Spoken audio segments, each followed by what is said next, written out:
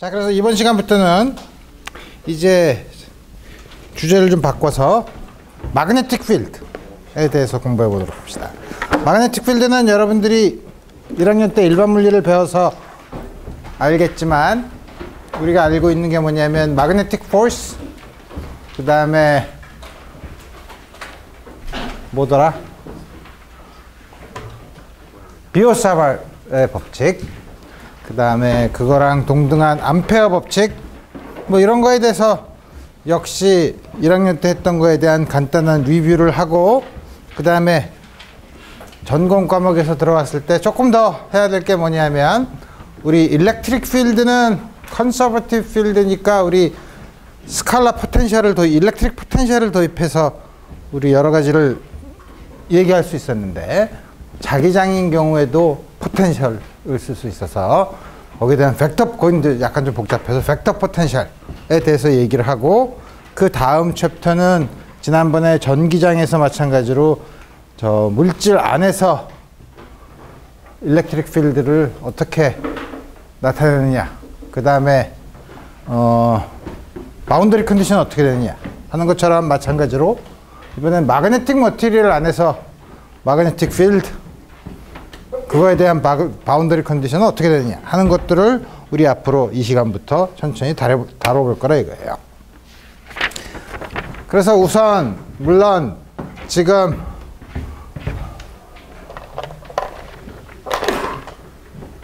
계속 우리가 문제를 단순하게 하기 위해서 우리 뭐냐면 마그네토스태틱스, 일렉트로스태틱스를 본 것처럼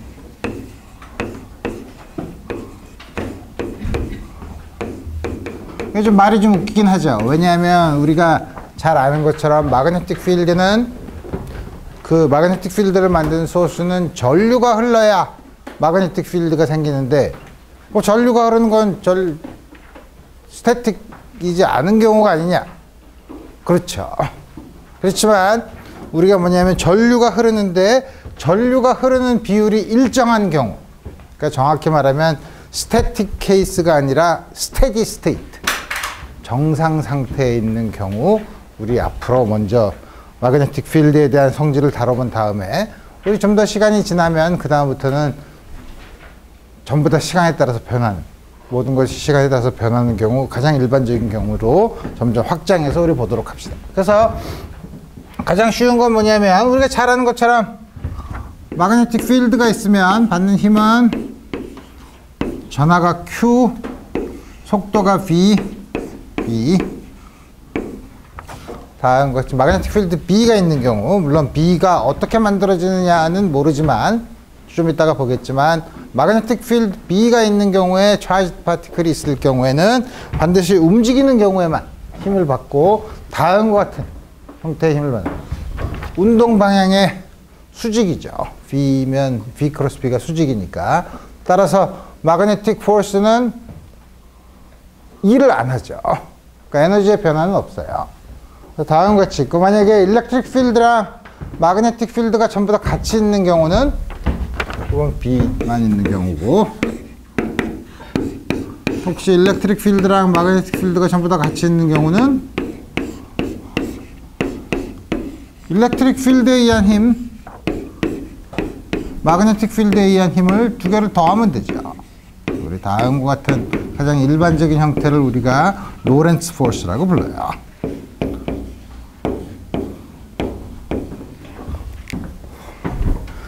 그래서 우리 가장 쉬운 마그네틱 필드가 있는 경우에 운동 방향의 수직인 경우, 우리가 제일 많이 봤던 게 뭐냐면 운동 방향의 수직이니까 뭐냐면 마그네틱 필드가 이렇게 들어가는 유니폼한 마그네틱 필드가 있는 경우, 이 안에서 V라는 속도로 X축에서 원점에서의 거리가 R인 곳에서 움직이면 어떻게 되냐면, 받는 힘이 어떻게 되냐면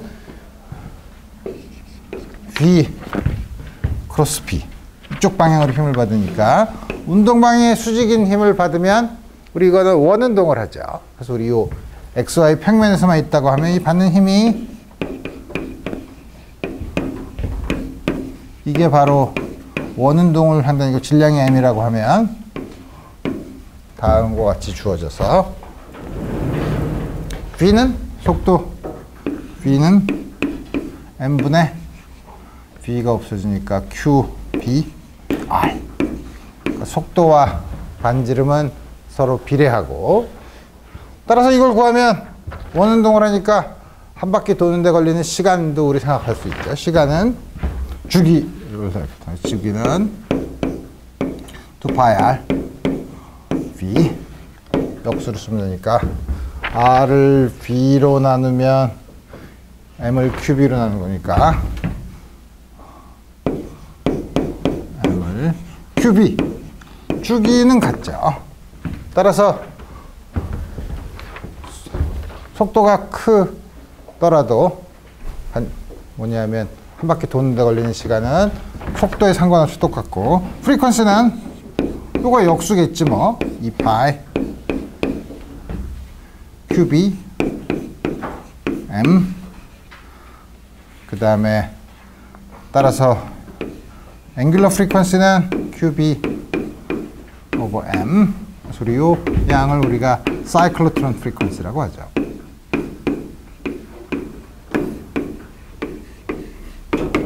물론 자기장에 수직으로만 들어가는 게 아니라 수직인 게 아니라 약간 튀어나와서 이렇게 움직이면 어떻게 되나?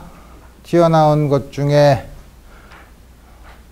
XY 평면에 있는 성분, 튀어나오는 성분으로 두 개를 분리를 하면 튀어나오는 성분으로 이쪽으로는 힘을 받지 않으니까 튀어나온 성분으로 계속 등속 운동을 할 테고 요거에 여기 있는 XY 평면으로 프로젝션을 내린 그 성분에 의해서 반지름이 결정이 되죠. 그래서 뭐냐면 원운동, 위에서 보면 원운동을 하지만 계속 앞으로 튀어나오는 소위 말하는 헬리컬 모션, 나선 운동을 하죠. 나선 운동을 할 때 한 바퀴 돌 때 나오는 거리 피추는 어떻게 계산하는 이런 건 전부 다 1학년 때 일반 물리 시간에 했으니까 우리 이런 거는 우리 다 많이 해봤으니 우리 1학년 때 했던 걸 또 여러분들한테 이런 거를 반복하는 거는 재미가 없으니까 좀 더 재밌는 문제.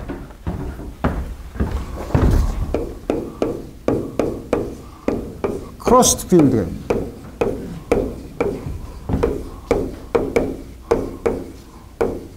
뭐냐면 일렉트릭 필드랑 마그네틱 필드가 서로 C, X, B, Y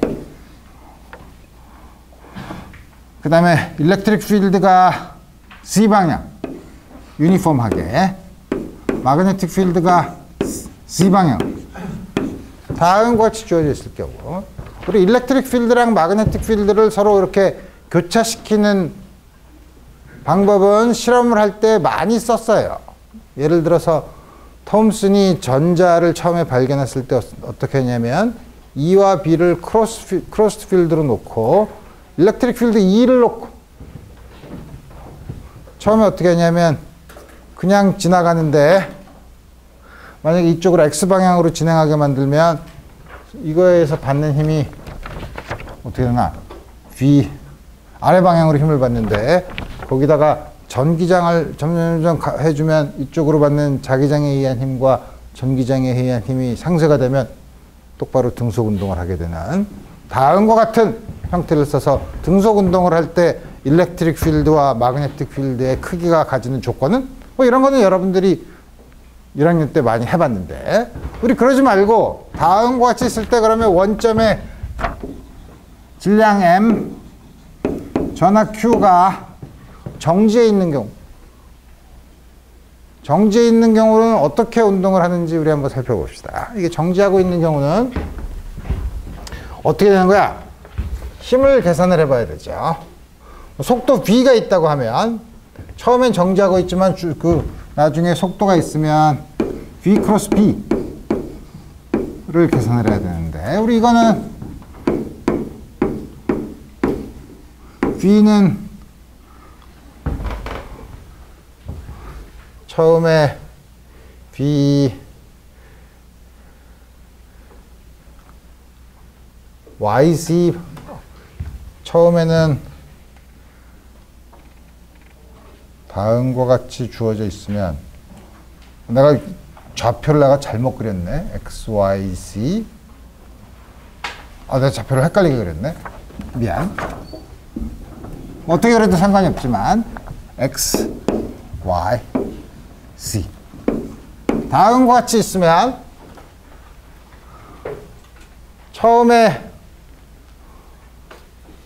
속도가 이게 어떻게 되나 v 크로스 b인데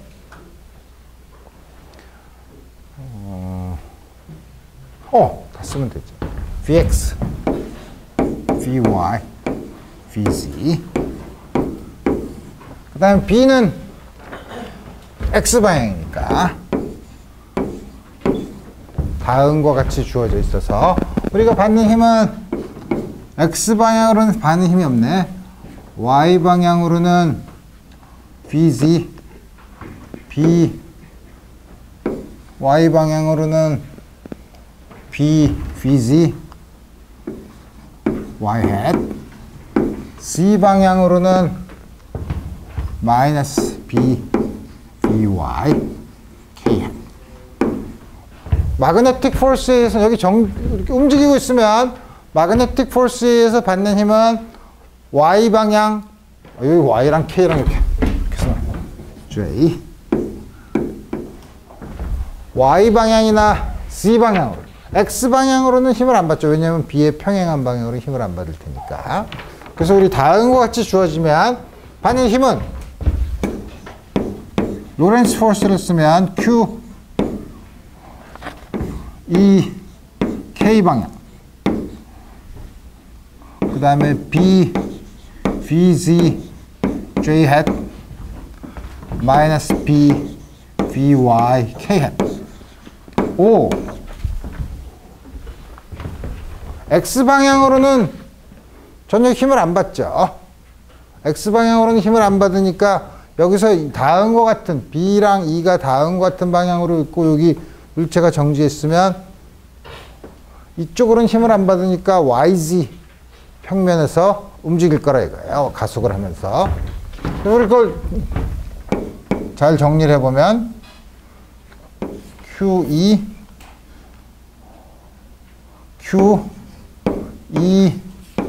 마이너스 VY K 플러스 Q VZ J hat 이게 뭐냐면 당연히 X방향 우리 생각할 필요가 없는 거고 AY J hat AZ K hat 다음 같은 게 운동 방정식이죠. 마지막에 쓴 게 운동 방정식이니까 우리 이거를 Y 성분과 Z 성분을 따로 쓰면 먼저 Y 성분은 Q, B, C의 VZ고 이게 뭐가 되냐면 M, Y의 더블 닷.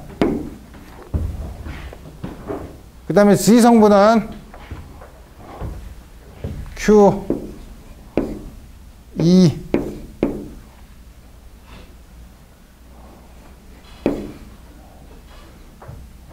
QE 마이너스 QB Y 닷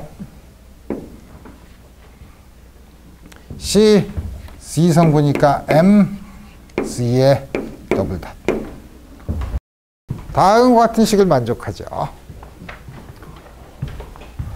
문제를 풀기가 더럽네. 하지만 우리 지난 학기에 역학에서 미분 방정식을 배웠으니 다음과 같은 건 y 햇과 다음과 같은 게 나왔으니까 분지 양변을 m으로 나눠.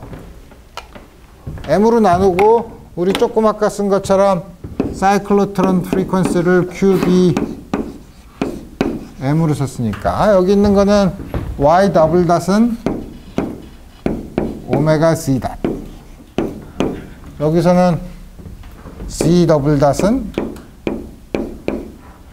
n분의 QE 라고 쓰지 말고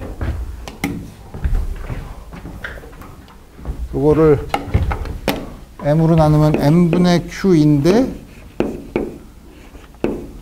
분자분모에 b를 곱하면 요게 오메가니까 오메가 2 나누기 b 마이너스 y. 다음과 같은 디퍼런셜 이퀘이션을 풀면 되는 거죠. 그래서 위에 시간에 대한 미분이 뭐 엄청 많이 있지만 시간에 대한 1차 미분과 2차 미분밖에 없죠. 그럼 그게 복잡해? 그러면은 복잡하지만 요거를 한번 위에 있는 식을 한 번 더 시간에 대해서 미분하면 이건 y에 대해서 3번 미분한 거지만 2번 미분한 거는 요 식을 다시 쓰면 순전히 y에 대한 미분 방정식으로 바꿔 쓸 수 있죠. 그래서 우리 그렇게 바꿔서 쓰면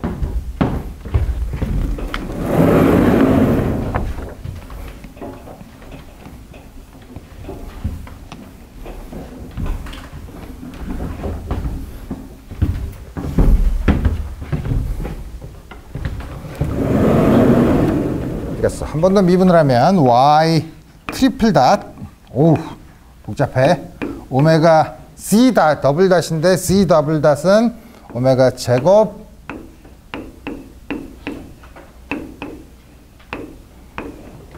다음과 같이 쓸 수 있다는 거죠. 다 쓰기 귀찮아? 그러면 y를 캐피털 y를 y 닷, 캐피털 z를 z 닷 라고 쓰면 이거는 y 더블 닷 이 넘겨가면 오메가 제곱 y는 오메가 제곱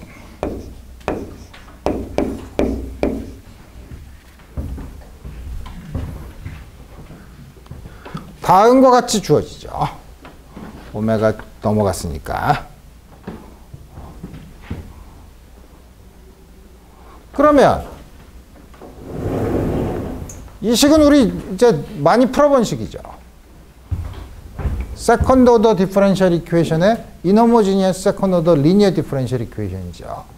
이건 어떻게 푸나? 이게 0인 호모지니어스 솔루션에 요게 있는 파티큘러 솔루션을 더하면 되는 거죠. 그래서 y는 첫 번째 이게 0인 경우는 우리 잘 아는 하모닉 오실레이터의 형태니까 A1 sin 오메가 t, B1 A2 코사인 오메가 t. 이제 A1과 A2를 결정해야 되고 파티큘러 솔루션은 뭐가 있나? y가 컨스탄트면 이게 0이고 그럼 y가 b분의 2면 되죠. b분의 2.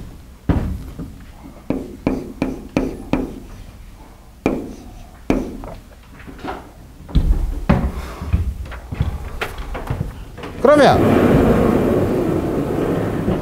밑에 있는 식에서 이 식에서 캐피털 Z 닷은 마이너스 오메가 Y 플러스 오메가 오버 B니까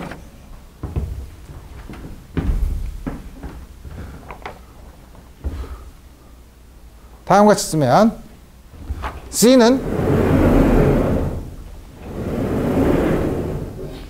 C를 써야지. C는 어떻게 쓰나? C 이거를 다시 쓰면 마이너스 오메가 A1 sin 오메가 T 플러스 마이너스지. 마이너스 오메가 A2 코사인 오메가 T 그 다음에 마이너스 오메가 곱하기 b분의 2는 요거랑 상쇄가 되죠. 그래서 우리 보면 C는 아니지. 오메가를 붙였으니 맞지. C 닷이 저렇게 됐죠. 그러면 C는 저걸 적분하면 되죠. C는 저 적분하면 어떻게 돼? 오메가 1 사인 오메가 t는 마이너스 A1 코사인 오메가 t. 아니지. 그러니까 앞에 마이너스가 있으니까 A1 코사인 오메가 t.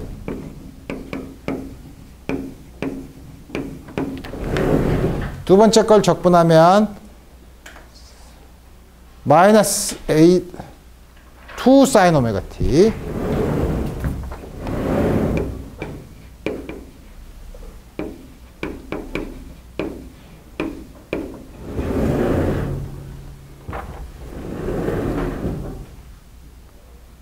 플러스 some constant.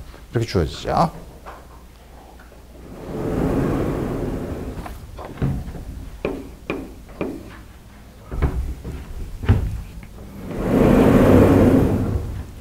따라서 y는 시간에 대해서 다시 적분을 하면 되니까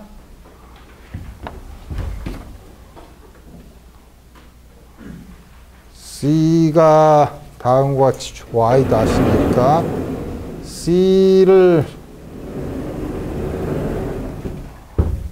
다음과 같이 놓고 적분을 하면 다음과 같이 주어졌죠. 그 다음에 뭐 y는 어떻게 되는 거야? 마이너스 오메가 분의 A1 코사인 오메가 t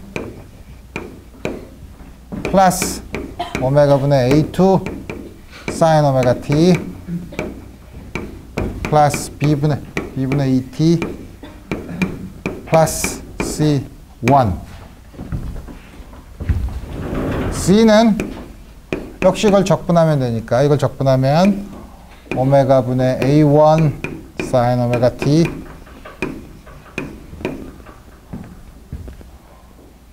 이걸 적분하면 마이너스 코사인이니까 플러스 A2 코사인 오메가 t CT 플러스 C2 다음과 같이 집어넣으면 되고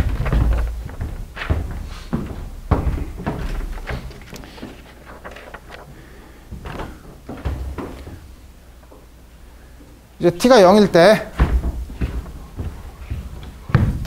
때 우리 이니셜 컨디션이 뭐였었냐면 정지하고 있다고 하니까 원점에서 t가 0일 때는 이것도 제로 이것도 제로니까 저게 1이니까 C1 마이너스 A1가 0. C에서도 1을 집어넣으면 A2 C2 0.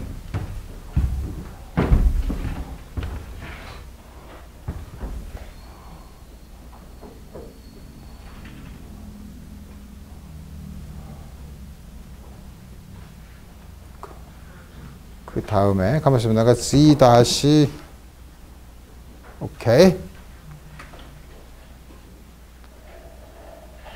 됐고 그 다음에 미분한 거는 y 닷을 미분했으니까 y 닷이니까 이거네. 이거에다가 t가 0을 집어넣으면 a2 플러스는 0. 이때 여기다가 t를 0을 집어넣으면 a1 가만히 있어보자. 상수가 하나, 둘, 셋, 넷, 5개인데 식이 4개네? 헷갈리네? 그럼 어떻게 된 거야?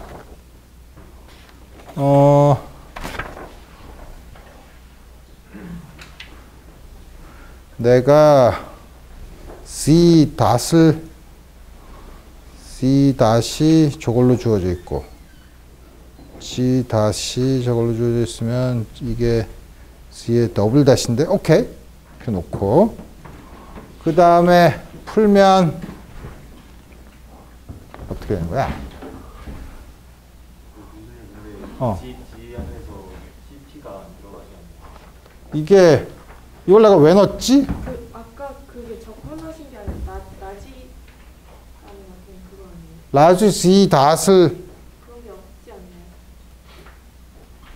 않나요? 한번 써보자. 여기서 본 건데 라지 G가 이게 나지 않아요? 이건데 그죠? Z 닷이니까 응? Y 기분하면 G 나오는 거 아닌가요? 아 그렇지.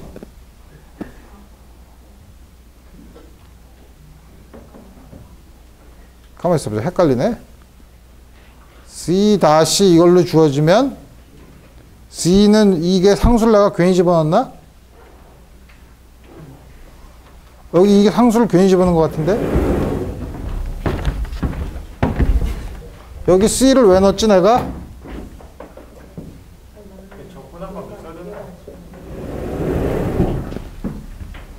상수가 왜 5개지? 헷갈리는데? 가만히 있어 보자. 내가 어떻게 한 거야? 다시 봐야지. C 닷으로 쓴 건데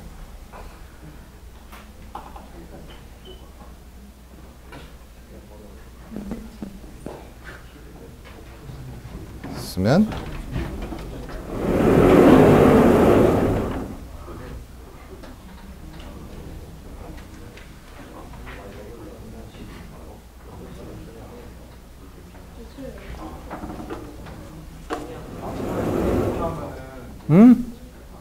나지 Y를 한번 묶어놓은 값이 오메가 나지 D 아닌가요? 그러면은 아 이게 없어야 되네. 그죠? 나 이거 C를 0인데 내가 잘못 놨어. 오케이. 그럼 이게 0이야. 됐죠? 자 그러고 나면 A1이 0이야.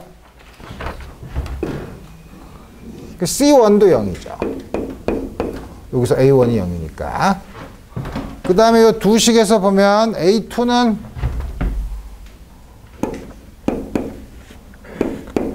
마이너스 2 오버 B.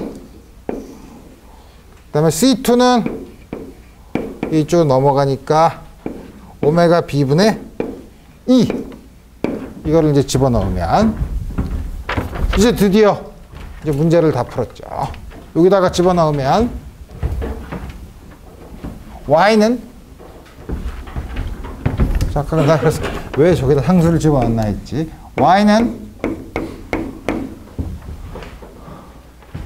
A1이 얼마야?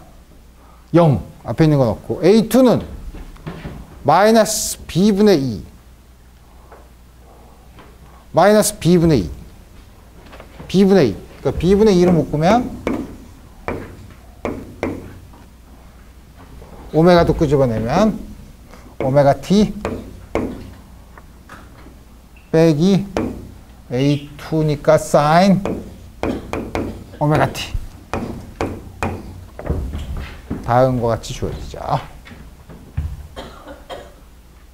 그 다음에 Z는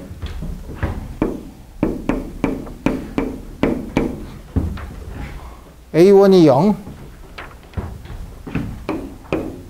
C2가 이게 0이고 C2가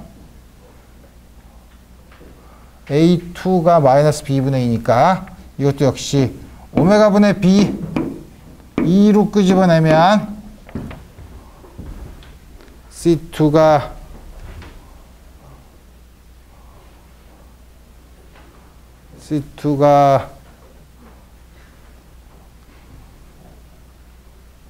C2가 오메가 B분의 2니까 1. 그죠? 1. 그 다음에 A2가 마이너스 B분의 2. 그러니까 마이너스 코사인 오메가 T. 다음과 같이 주어지죠. 시 굉장히 복잡하지만 이게 그렇게 복잡한 식은 아니에요. 요거를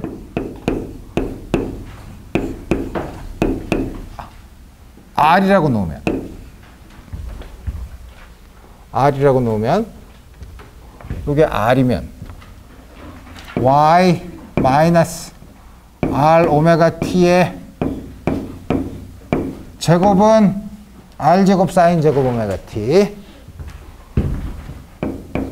C 마이너스 R의 제곱은 R 제곱 코사인 제곱 오메가 T.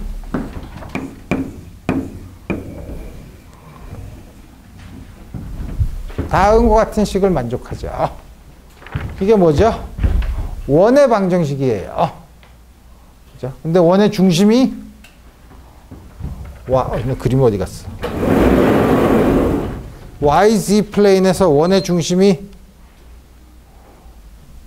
C-R의 제곱. 여기서 이건 그대로 있고 Y가 시간에 따라서 이렇게 가는 거죠.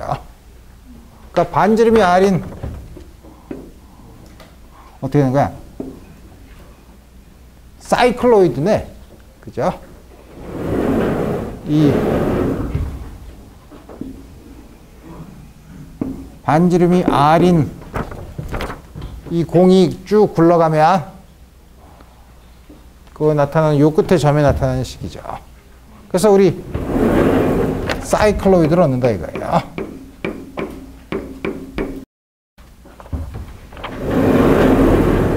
그래서 이 식은 내가 그림을 이상하게 그렸네. 이렇게 이런 방향으로 계속 움직이죠. 다음과 같이. 그래서 뭐냐면 넷 모션은 Y축 방향으로 움직이는 거죠. 오케이. 복잡하지만 우리 다음과 같은 볼 수 있죠. 그 다음에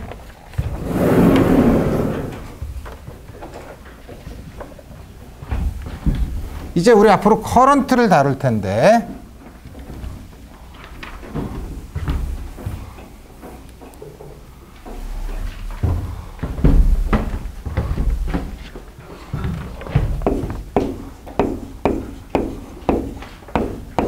여러분들이 일렉트릭 필드를 만들 때 차지 디스트리뷰션이 볼륨으로 분포하는 경우가 있었고 혹은 서피스 차지 덴시티 혹은 라인 차지 덴시티 이런 게 있었죠.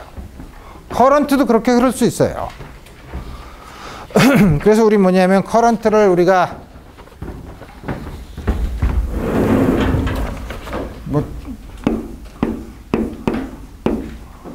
다 우리 생각해보면 금방 알 수 있지만 볼륨 커런트 덴시티는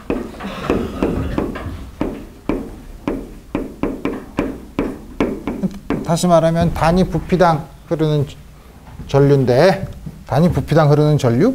아니죠. 단위 면적당 흐르는 전류죠. 이게 어떻게 되냐면 그래서 전류가 전체 예를 들어서 다음과 같은 도선에서 전류가 흐르는데 그 중에서 아주 작은 면적 요거를 우리가 DA-펍 요 전류에 흐르는 방향의 수직인 경우 그럴 때 요렇게 요렇게 전류가 요렇게 흐르는 경우 I로 전류가 흐르는 경우 그러면 볼륨 덴시티는 어떻게 정의하냐면 다음과 같은 식으로 I라는 게 전류가 흐르는 거는 전류는 방향이 있다고 생각하기 어렵지만 우리가 도선을 따르면 도선을 아주 작게 만들어서 거의 선처럼 돼 있을 때 그 도선의 전류의 방향으로 우리 벡터를 다음과 같이 잡으면 되죠.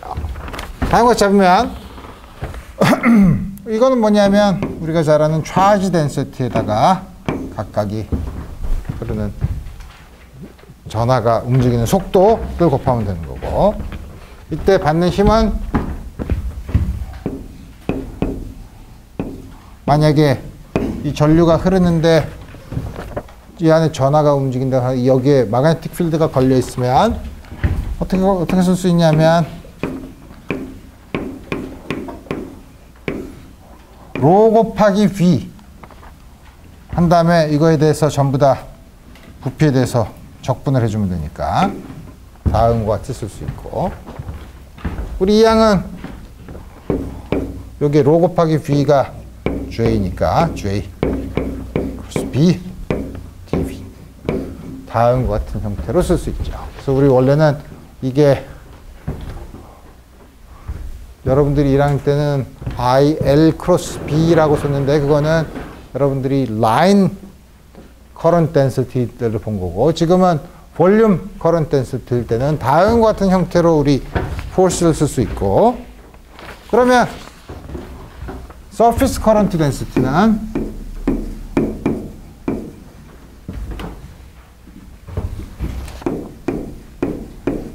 요게 내가 그림을 요게 DI죠. 전체 흐르는 게 I지.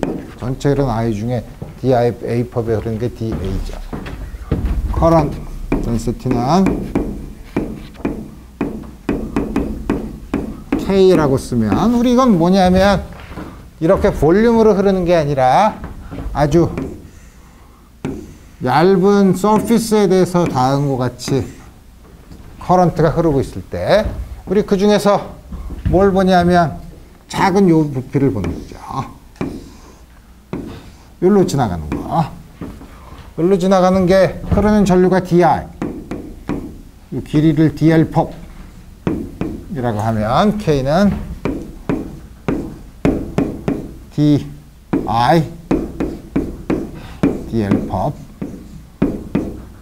역시 이건 뭐냐면 시그마 서피스, 시그마는 서피스 차지 덴시티로, 물론 움직이는 전하의 덴시티죠. 다음과 같이 쓸 수 있고, 물론 이때 받는 힘은 여기 있는 거랑 똑같이 쓸 수 있어요. 여기서는 로 V가 시그마 DA로 써야 되는데, 시그마 DA로 쓰면 시그마 곱하기 V가 K니까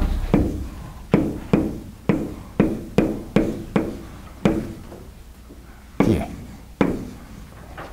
다음과 같이 써야 되는데, 이때 여러분들이 조심해야 될 건 뭐냐면, 우리 지난번에 일렉트릭 필드인 경우에 일렉트릭 차지 디스트리뷰션이 있어서 일렉트릭 필드에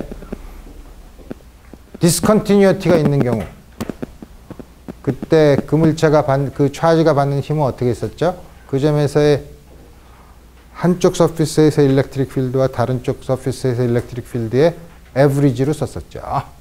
여기서도 마찬가지예요. 이 힘을 봤을 때 마그네틱 필드에 디스컨티뉴어티가 있는 경우, 커런트, 서피스 커런트 덴시티 위랑 아래에서 디스컨티뉴어티가 있는 경우에는 이때도 받는 힘은 위랑 밑에서의 마그네틱 필드의 에브리지로 계산을 해야 된다는 거죠.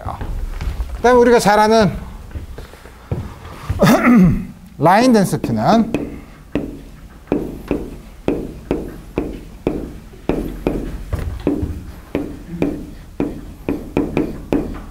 그건 뭐냐면 다음과 같이 I가 흐르면 움직이는 거예요. 이때 람다 라인 차지 덴시티는 전류가 흐르니까 여기 있는 차지 덴시티가 아니라 움직이는 차지의 차지 덴시티라는 거죠. 이때 I는 람다 V. 그렇지만 우리 속도까지 치면 다음과 같이 우리 쓸 수 있고, 따라서 이때 받는 힘은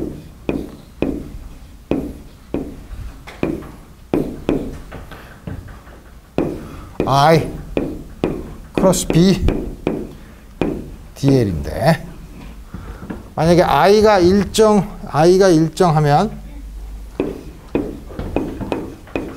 우리가 관심 있는 건 I가 일정한 경우는 어떻게 쓰냐면 I를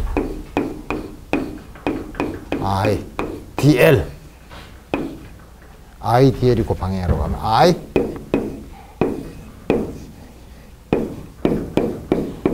여러분들이 1학년 때 많이 봤던 전류가 도선의 전류가 흐르는 경우 마그네틱 필드가 있을 때 IL 크로스 B로 주어지는 그런 형태를 볼 수 있다 이거예요. 오케이. 자, 그러면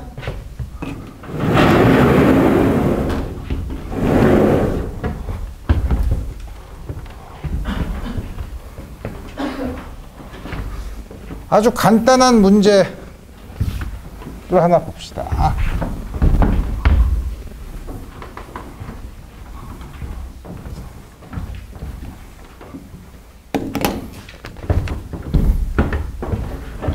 (1학년) 때 많이 푼 문제 뭐냐면 요 특정한 리전에 마그네틱 필드가 유니폼하게 있고 요 안에 질량을 무시할 수 있는 도선에 요 폭이 A인 여기 질량 M 다음 같은 걸 한 다음에 여기다 전류를 흘려요. 전류를 흐르면 어떻게 되나? 이 전체 받는 힘은 요거에서 받는 중력이 있을 테고 전류가 다음과 같이 흐르면 I, L 크로스 B 이건 이쪽으로 힘을 받고 이거는 I, L 이쪽으로 받는 힘은 서로 상쇄가 되니까 받는 힘은 요 힘이랑 중력이 있죠. 만약에 가만히 있으면 다시 말하면 평형을 이루고 있으면 우리 그때 받는 힘은 I, B, A 이게 mg랑 같으면 되죠. 그때 흐르는 전류가 따라서 이게 평형을 이루고 있을 때는 G라 이거예요. 전류가 더 흐르면 전류가 이 값보다 더 흐르면 위로 올라가는 힘이 더 크죠. 그럼 이게 어떻게 되죠? 위로 올라가죠. 2를 했네? 그죠? 전류가 흘러서 2를 했죠. 근데 마그네틱 포스는 2를 안 한다며.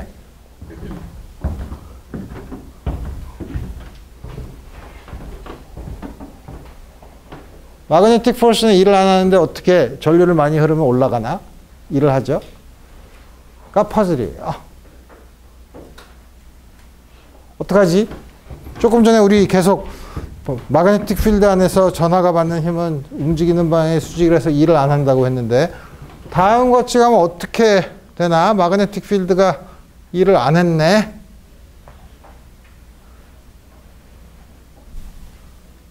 그 아니고 이제 잘 봐야죠. 올라가는 동안 전하는 전류가 흐를 때 이 안에 이렇게 흐르죠. 밖에서 보면 전류의 방향은 이렇게 흐르죠. 왜냐하면 이게 또 이렇게 쭉 올라가니까 이렇게 가죠. 자, 그러니까 마그네틱 포스는 이렇게 작용해요. 밖에서 보면. 그럼 어떻게 되나?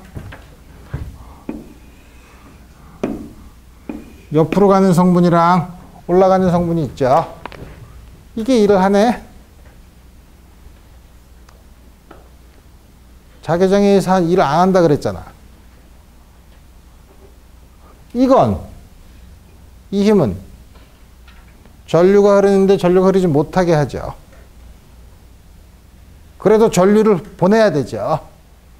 그래서 이렇게 올라갈 땐 그럼 어떻게 돼요? 외부에서 뭐 배터리든 뭐든 이거를 거스르고 계속 흐르는 전류가 I로 흐르도록 외부에서 배터리에서 전류를 흐르게 해줘야 되죠. 외부에서 일을 해요. 외부에서 일을 한 게 마치 자기장이 일을 한 것처럼 보이죠. 이게 헷갈려? 좋아. 비탈에서 내가 바깥에서 이렇게 힘을 줬어요. 그럼 어떻게 되죠? 마찰이 없으면 쭉 올라가죠.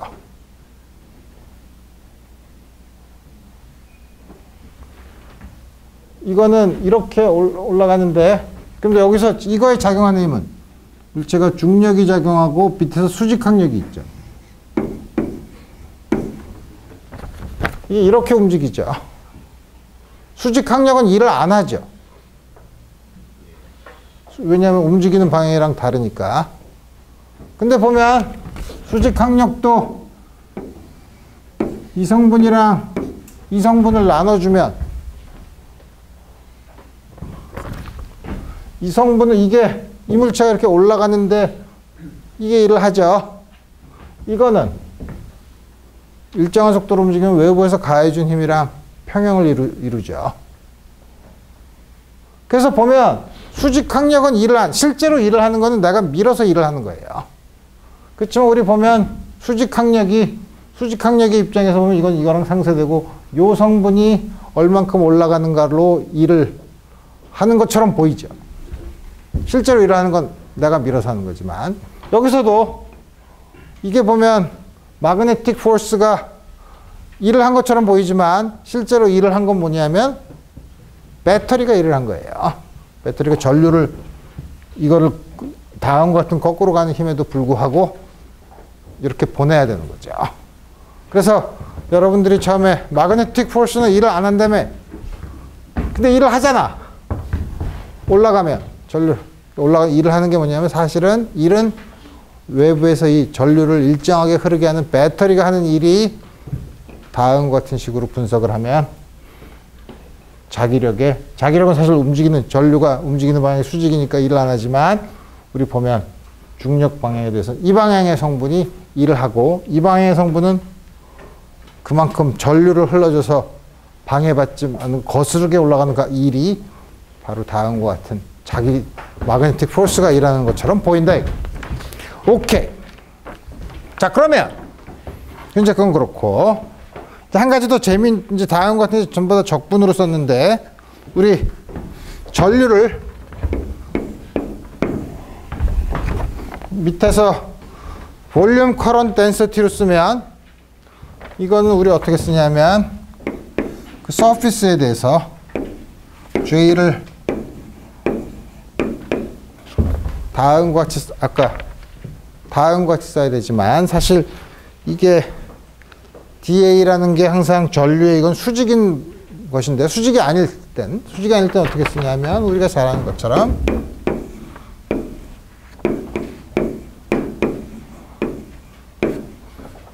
다음과 같이 쓸 수 있죠. 그러면 우리가 이게 적당한 서피스에 대해서 이 커런트 서피스에 대해서 봤는데 그 서피스가 폐곡면에 대해서 이걸 계산을 합니다. 다시 말하면 다음과 같은 물체의 가우시안 서피스에서 전류가 다음과 같이 나오고 있다고 하면 폐곡면이면 나가는 게 플러스죠. 어라, 이거는 가우스 티어렘을 쓸 수 있잖아.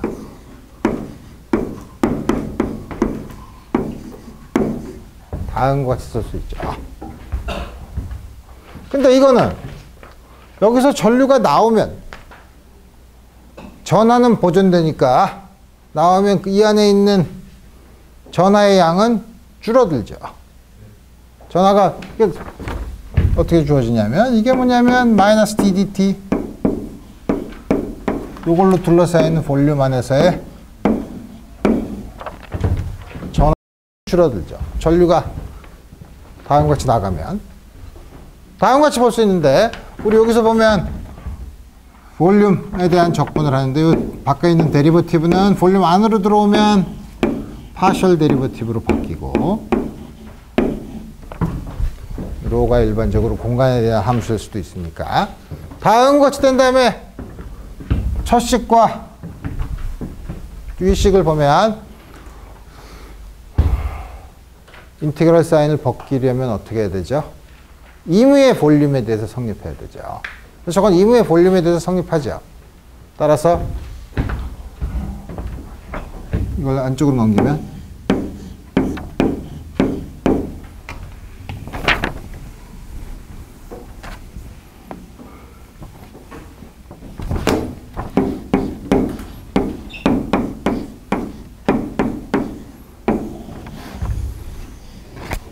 다음과 같은 이퀘이션을 얻을 수 있죠.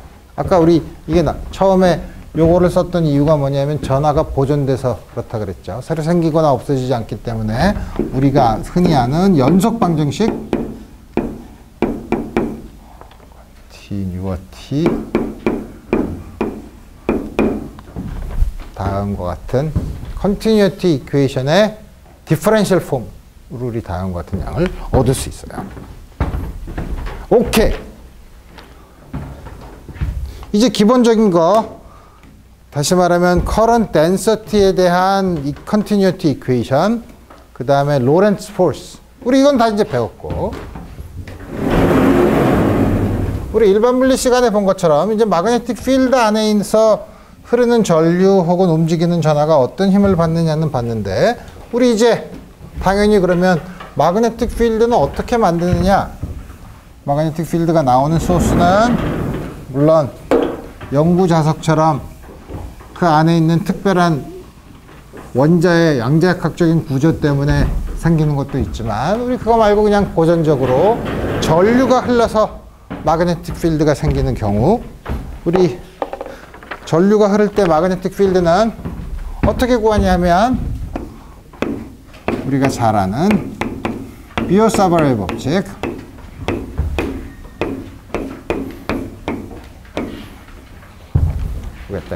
이거 어떻게 되냐면 여러분들이 가지고 있는 그리피스 책에서는 뭘 쓰냐면, 예를 들어서 여기 흐르는 전류가 I가 흐르는데 여기서 DL, 그럴 때 여기까지를 소스까지 있고, 우리가 관심 있는 점, 요 점에서 마그네틱 필드가 어떻게 생기느냐를 보면, 그래서 요거를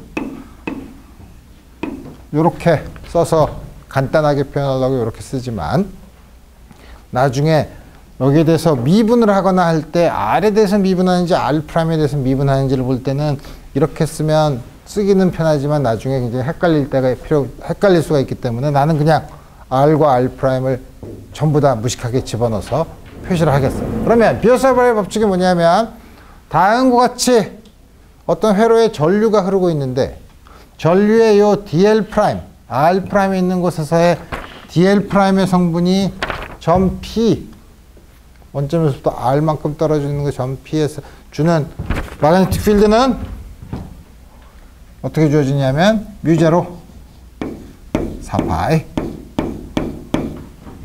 I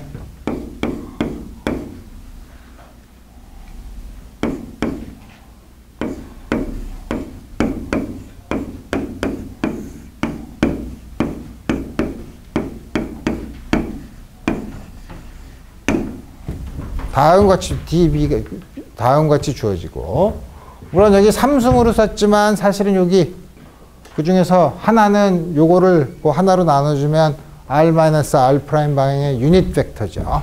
이거 R제곱분의 1의 마그네틱 필드예요. 그래서 우리 그거를 전부 다 모든 DL에 대해서 적분을 하면 된다 이거예요. 근데 우리가 지난번에 이렇게 라인인 경우에는 I, dl'을 I 이렇게 쓰면 I가 항상 일정한 경우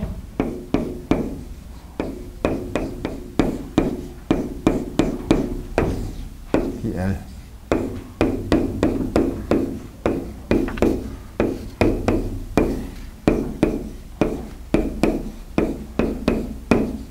다음과 같이 비오사바르의 법칙이 다음과 같이 주어져요. 여러분들이 잘 알듯이 이거는 어디서 유도된 게 아니라 실험에서 관측한 것을 정리한 사실이에요.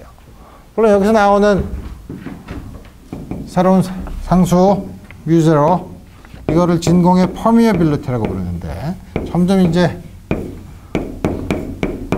전기장인 경우 엡실론 제로 퍼미티비티에 해당되는, 그렇지만 요거는 외우기가 그렇게 어렵지 않아요. 뉴턴 암페어 스퀘어드. 다음과 같이 외우기 쉽죠. 뮤제로 나누기 4파이가 10-7승이에요. 물론 여기에는 어떻게 단위가 이렇게 간단할 수가 있나? 숫자가 간단해지게 만들었어요. 왜냐하면 나중에 여러분들이 보면 알게 되겠지만 epsilon 제로랑 mu 제로를 곱하면 빛의 속도의 제곱분의 1이니까 mu 제로를 간단하게 만들고 epsilon 제로랑 mu 제로를 서로 곱해서 같으면 되니까 단위 시스템을 적당히 잡으면 한쪽으로 다 몰아서 다음과 같이 쓸 수 있다 이거예요. 어쨌든 다음과 같이 됐어요.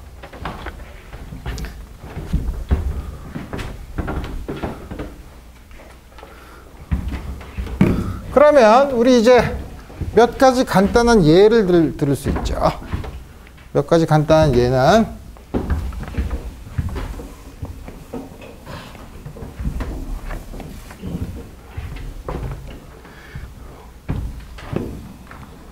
긴 와이어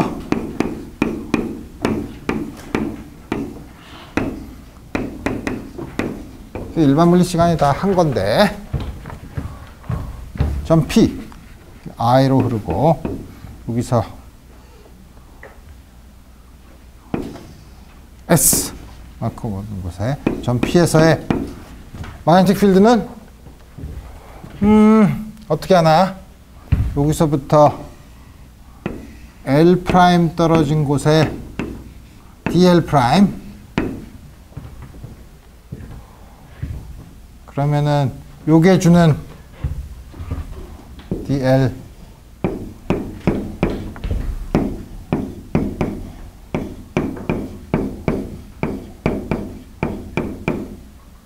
요거 아래에서 제곱을 곱하면 되니까 요거는 뭐냐면 DL이 이 방향이고 R-R'. R-R'이 사실은 여기서부터 요게 R-R'이고 소스에서부터 다한 것이 되는 거.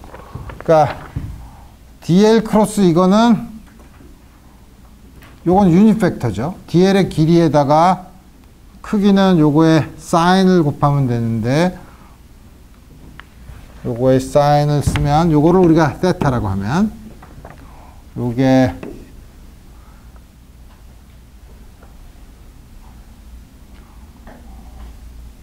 이거를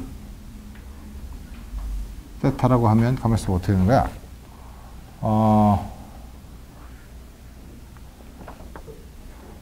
요거의 사인 알파니까 요걸 알파라고 하면 파이 마이너스 알파 사인 알파는 뭐랑 같아? 코사인 테타랑 같죠. 그러니까 이게 뭐냐면 DL 프라임 코사인 테타 됐어. 그 다음에 뭐냐면 L 프라임은 이제 전부 다 S로 쓰면 S 탄젠 세타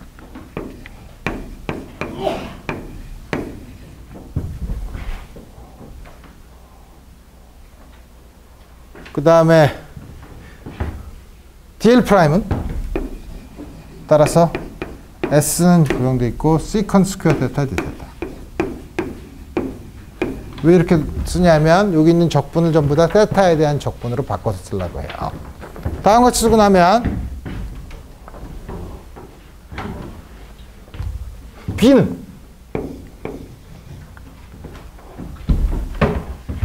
근데 DL 크로스 R은 항상 나오는 방향이니까 DL 아니지 R 크로스 DL이니까 항상 들어가는 방향이죠. 들어가는 방향으로 어디서나 들어가는 방향이니까 우리 각각의 성분은 그냥 크기만 더해주면 되는 거고 B는 B 크기는 U0 I 4파이 인테그랄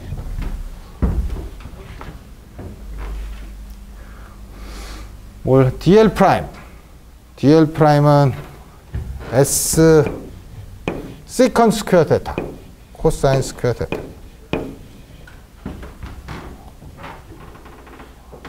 DL 프라임은 요거에다가 D 테타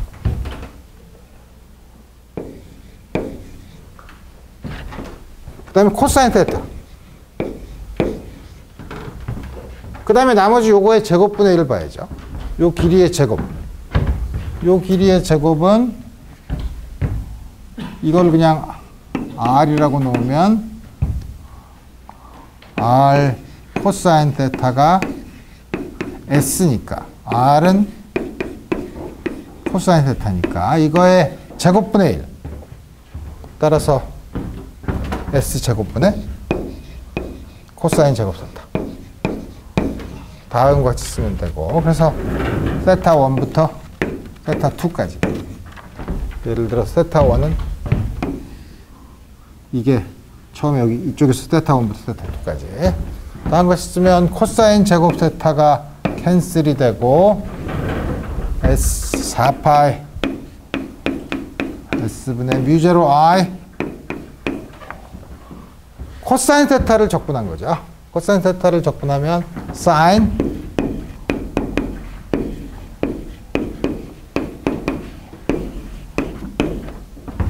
다음과 같이 주어져 있고 이게 만약에 길이가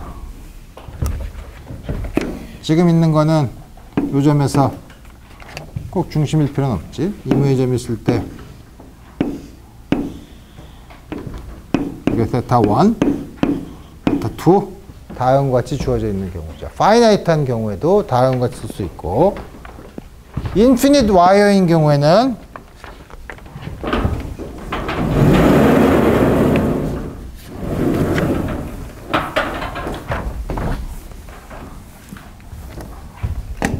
인피니트 와이어인 경우는 테타 1과 테타 2를 정하면 되지. 테타 1은 무한히 멀리 가면은 이쪽으로 간 게 플러스 마이너스 2분의 파이 테타 2가 2분의 파이 이거를 여기다 집어넣으면 테타 2가 사인 테타 2가 1 사인 테타 1이 마이너스 1이니까 저게 2가 돼서 B는 뮤제로 I 2파이 S 방향은 이 방향으로 이걸 Z 방향으로 잡으면 이렇게 도는 방향이니까 이 도는 방향의 유닛 벡터를 phi 해시라고 쓰면 다음과 같은 식으로 주어진다는 사실을 알죠. 오케이. 이거를 쓰면 다음과 같은 식을 보면 우리 재밌는 문제를 하나 풀 수 있어요. 어떤 걸 풀 수 있냐면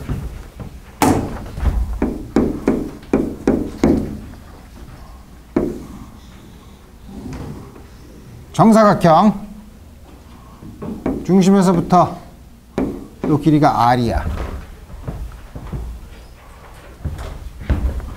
그럼 요게 2R인 정사각형이죠. 다음과 같은 곳에 전류가 I가 흐르고 있으면 요 중심에서의 마그네틱 필드는 우리 뭐냐면 비오사바르의 법칙에 의해서 dl 프라임 크로스 다음과 같이 주어졌지만 dl 프라임 다음과 같이 주어졌지만 이거는 이 방향은 뭐냐면 우리 또 쉽게 아는 게 뭐냐면 벡터 프로덕트의 성질을 보면 이거는 나오는 마그네틱 필드의 요거에서 생기는 마그네틱 필드의 방향은 dl 프라임 방향으로 엄지손가락을 냈을 때 오른손이 감는 방향이에요. 나머지 네 손가락이. 이것도 나오는 거. 이것도 나오는 거. 전부 다 나오는 거예요. 그러니까 더하기만 하면 돼요. 더하는데 B 하나는 요 하나에 의해서 생기는 거는 뮤제로 I 밑에 있는 우리 결과를 쓰면 뭐였어? 4파이 R.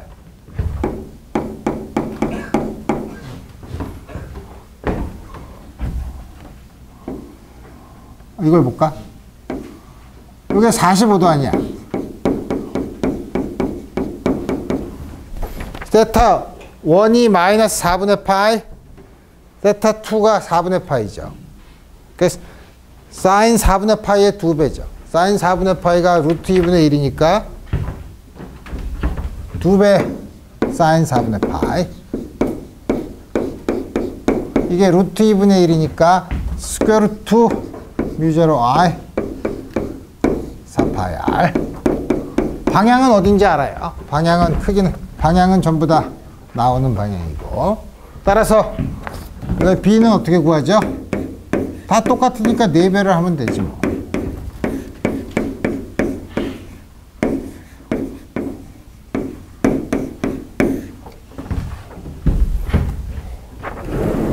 그래.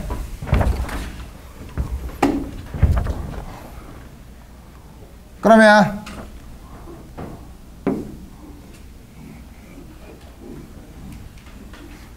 정N각형 중에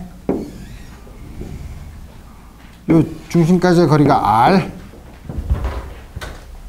N각형이면 요게 각도가 얼마죠? 하나 사이에 전체가 2파이니까 2파이 나누기 n이죠.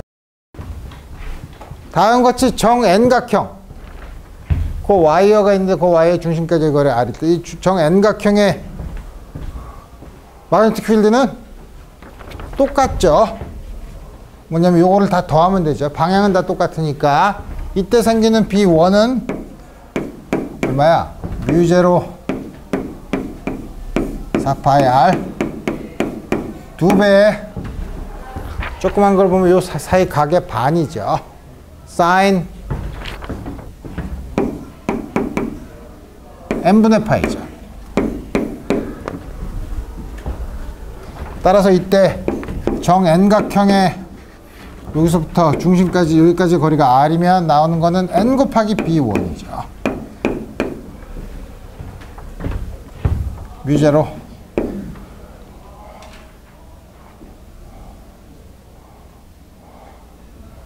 in 2파이 R sin n분의 파이.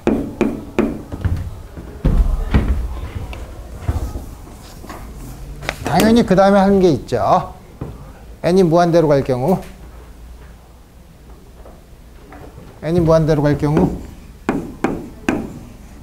뭐가 되죠? 1이 되죠. 자.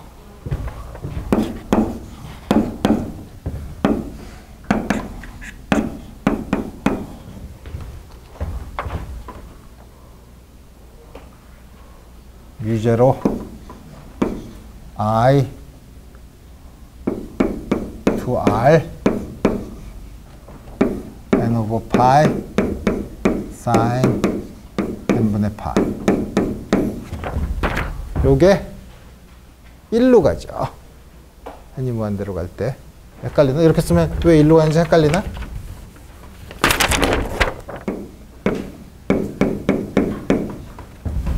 이렇게 쓰면 x분의 sin x죠. x분의 sin x인데 x가 0으로 가는 극한이면 1이죠. 이게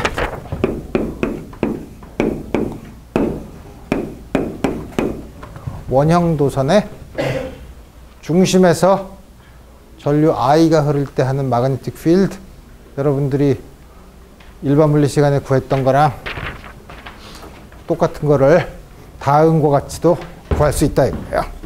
오케이. 그러면 시간이 거의 다 됐으니까 우리 다음 시간에 이런 폴스에 대한 이 마그네틱 필드를 구하는 문제를 예제를 몇 개를 하고, 우리 그 다음에 중요한 건 뭐냐면